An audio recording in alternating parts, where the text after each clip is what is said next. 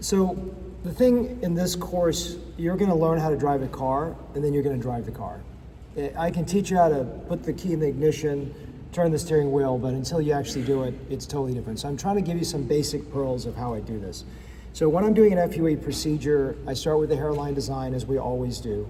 I mark the donor. So we talk about just marking the donor. How do you practically do it? So I first look at the midline. I mark the midline. I define what's the top area that I feel comfortable harvesting. As you know, with FUE, by inherently you're going above the traditional safe donor area, so you have to be very careful. What is the future going to be like, especially when you're dealing with a younger patient? What's that upper limit of safety? Is there retrograde hair loss coming up from the bottom, where you've got to keep your donor safe by going narrower on that area? How wide do you want to go? Define those parameters. And then I just use a ruler just to make sure everything is symmetric. I mark out those borders, and then I divide them into an arbitrary little squares. Why do I divide them into squares? Because the squares allow me to sort of pace myself during the harvest. And I would say the more junior you are on this, the smaller your squares should be. We'll talk about that as I tell you about my planning portion. So just arbitrary division into these little squares. So these are just showing you after the area is marked. Donor anesthesia, I'm not going to go over that again with you. You know that I first put a little bit of concentrated lidocaine, then I use a dilute tumescence that has the marcaine and the lidocaine. I do a ring block for the anterior portion of the scalp. And then after I've done that, and I put a little bit of recipient tumescence in, then I do some test harvests, a few sites in different areas, because the lengths do vary. So I usually harvest between 3 to 5 grafts to make sure that I get the right length. And then I set the recipient site instrument, which we'll talk about more. What instrument do I use? Someone asked me that during break, and I'll talk about that in my next lecture, or in lecture in about 2 lectures from now. Then I make my design of my sites. After I've done my sites, now I can go back and decide how can I harvest evenly over the donor area. So I'm going to do some basic math. Sorry for those that are scared of math, but let's say we have 2,000 sites I made. So I'm going to have to harvest 2,000 grafts. If I have planned, let's say 14 boxes, if you divide 2,000 by 14, I get on average about 142 per box. Now on the peripheral areas, usually the temporal areas, you're not going to get as much density. And in the center, you're going to get a little bit higher density. So let's say I'm thinking, I really, looking at the density, I can probably pull about 175 per box for the first 8. I would multiply 175 by 8, subtract that from 2,000. Now I have the delta that's left, and I divide that by 6 to give me 100 for the remaining boxes.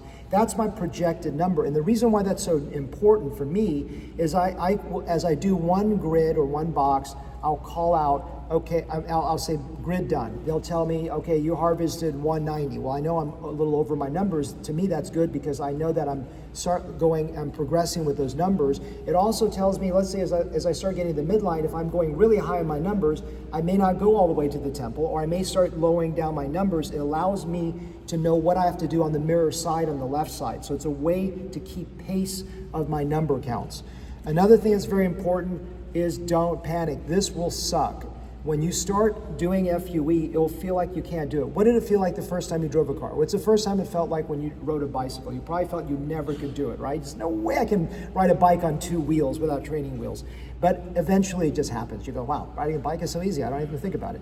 That's what happens with FUE. You will go through hell, and then it will come like a light bulb. So when you go through that hell, you'll never think you'll master it, and you'll master it.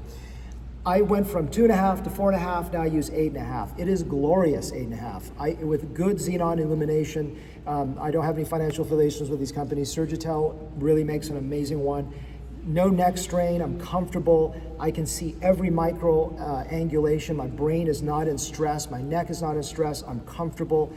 You will be in stress because initially you're scared and you're freaking out, but eventually you won't be in stress. I position myself above the patient looking down. To me, that's the best. I know that I've heard Sharon talk about going here, it's less neck strain. I just can't do it. I can only see the angulations of the grafts looking sort of downward. So in this lecture, I'm going to talk about seeing, feeling, seeing, in that order, and I'll sort of walk you through. So we're going to first talk about how do you see it. You have to see it. First, you got to center the punch on the graft. Well, that's obvious, right? Hopefully I don't have to spend 10 minutes to tell you that. You got to center the punch on the graft. The second thing is when you're looking at the exit of the graft, we get tricked by the curl where it exits because it looks like the graft is going this way. You want to center it on the blush, which is the area just below the skin or where you're projecting where it's going to be. If you can't quite see the blush, that's just where the graft goes forward. For example, when you're looking at on the left, you're seeing that I'm following the curve of the outer curl, and that will transect below it.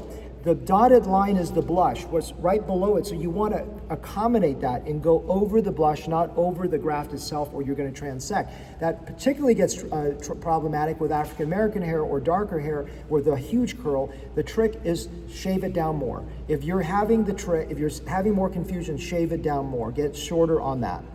The second thing you want to do is, that did just blow up. Sorry about that. I don't know what happened there. Okay. And so this is just showing you, if you look carefully, I think you can see the blush there. It's that little blue thing there. It's just, and sometimes in darker skin you can't quite see. It's okay. You can imagine the blush. You can imagine where that's going to go. With African hair, you're going to be having a harder time. I would definitely not start with this. There's a lot of feel to the African hair, and there's different. Sometimes I curl with the African hair. Sometimes I just go perpendicular. Sometimes I do both in the same case. It depends on what the situation is, but there's a lot of feeling, and I'm going to talk about feel in just a minute now. So let's talk about feel. This is the key slide. It's not the visual key slide. It's what I'm going to tell you orally. That is the key slide of how to harvest well. So when I'm going to talk to you about how to handle the instrument. When you are handling an instrument, you must handle it gently. It's loose in my hand. I'm not gripping it with a death grip. You cannot feel if you're holding the instrument with a death grip. It must be gentle, gentle, gentle. I also choke up on the instrument. If I'm holding it back here, I can't feel the transmission as close. I want to get close to where the exit is. So I'm holding close to the exit, and I'm holding very, very loosely. The other thing that's very interesting, especially if you don't quite get the angle right. Sometimes I say, why did I transect? What's going on? If you hold it loose enough and you're using a rotary instrument, as it goes in, it will actually suck in the right angle. It'll auto-correct is what I call it. It'll actually bring you to the right angle without a force. So if you hold it loose, let it auto-adjust, you'll see that it will actually correct. The other thing you'll feel is a release. You'll feel, people say, how deep do you go?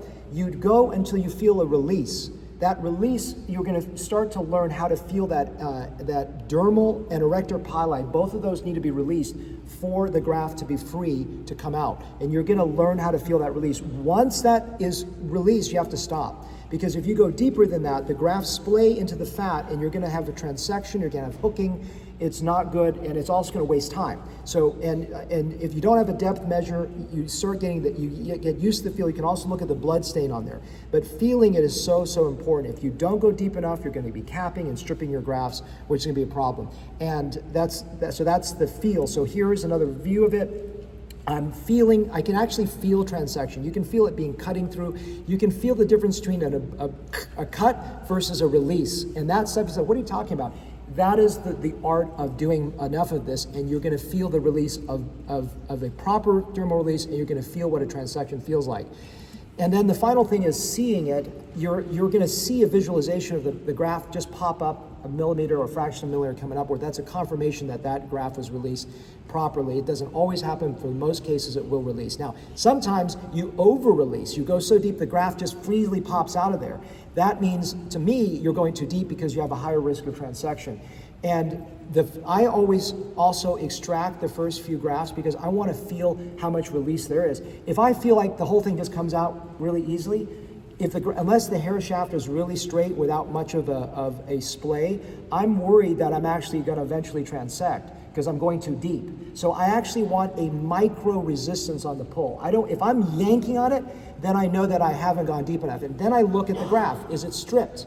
And if it's stripped, that means I haven't gone deep enough for it. Obviously, if it's capping is a problem, if there's too much resistance. So that's the next feel part again. And then the C again, I'm actually, as I'm harvesting, my staff is extracting, and my eye can see everything. And I'm actually, I transected. I can actually see out of my corner of my eye as I'm harvesting, because I'm so high magnification, I can actually see their resistance of pulling too. My brain is looking at different things. That's an advanced thing. You're not going to get there until you get there, but that's there. So you want to confirm the grafts. My staff, as it's coming out, they're confirming, okay, you're getting strip grafts, you're not going deep. I know that I'm doing it because I can feel it, but they're confirming, hey, your grafts look good, things are good. And that's that constant confirmation. So the things you want to look at to tell you what's going on, if you're having cap grafts, you're going way too superficial. If you're getting strip grafts, you're going just a little too superficial. If you're getting hook grafts, you're probably in the right angle, but you're going way too deep because you're screwing the base of the follicle. If you're getting transected follicles, you're either off angle or you're going too deep. And you can look at which side of the transection is occurring. So the next thing is you want to the next seeing part as you're doing it is your pattern, not just to harvest individual, but how are you making that pattern?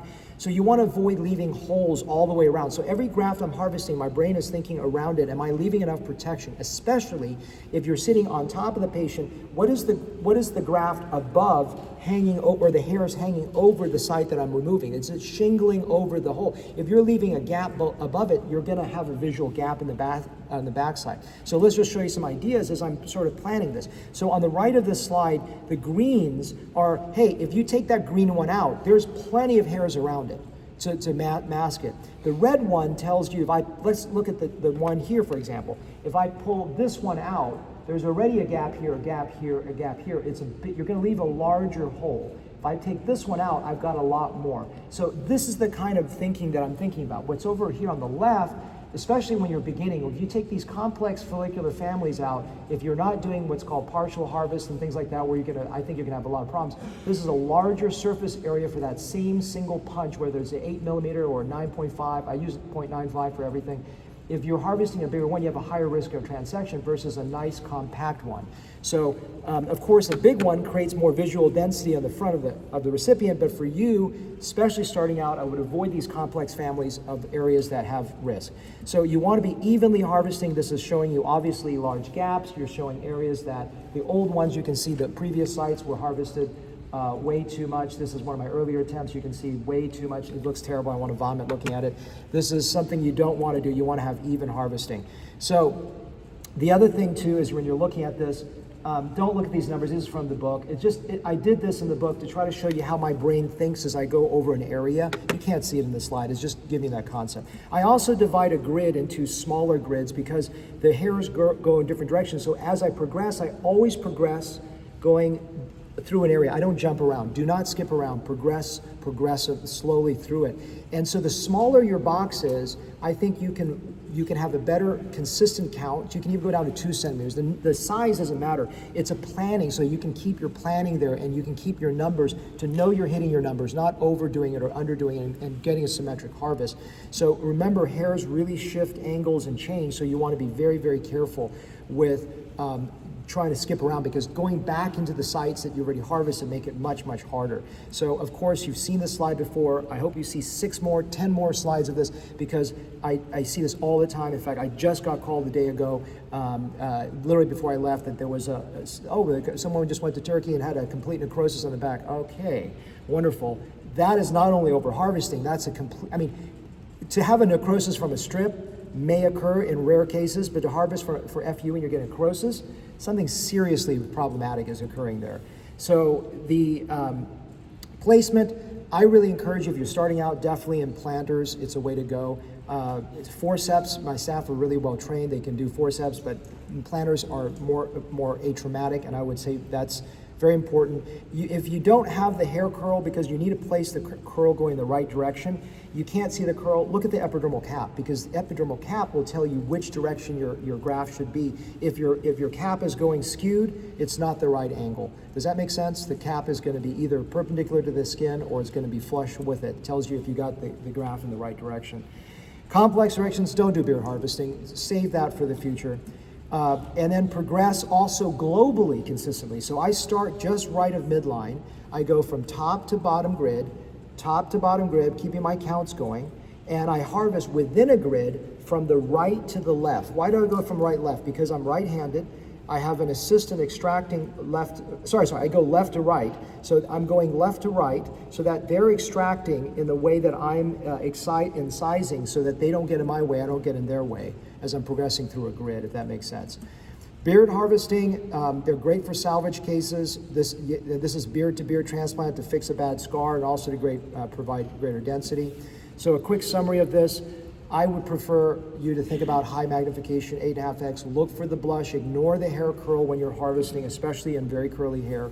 Reposition your body, reposition your view. If you can't see, if you have good enough magnification, you need to move around, and I didn't mention this during the talk, look at three-dimensionally where that hair is coming out. That will give you, if you cannot see, if you're transecting, just move your head and look for where that exit is. Hold the instrument, the device loosely, closer to the tip, and let it autocorrect as it goes in. Do not force it in. It's all tactile feel. You'll learn how to do that. Get feedback. Look at the perifollicular tissues. Look for transections. Look at spacing. Consistently go through it. Make sure your number counts are being on target, and avoid the beard. And do not overharvest. I don't have any money from any books. This is my sort of more encyclopedic FUE. A lot of the faculty here have been contributing authors for it. Don't buy this. This is, if you're intermediate advanced, you can buy it. If you're beginners, please consider just getting this book. This is all you really need. I wrote this book simply for you guys that are in the beginner phase, because it's enough. You read this book like this, you're gonna be lost forest for the trees. Okay, that's the first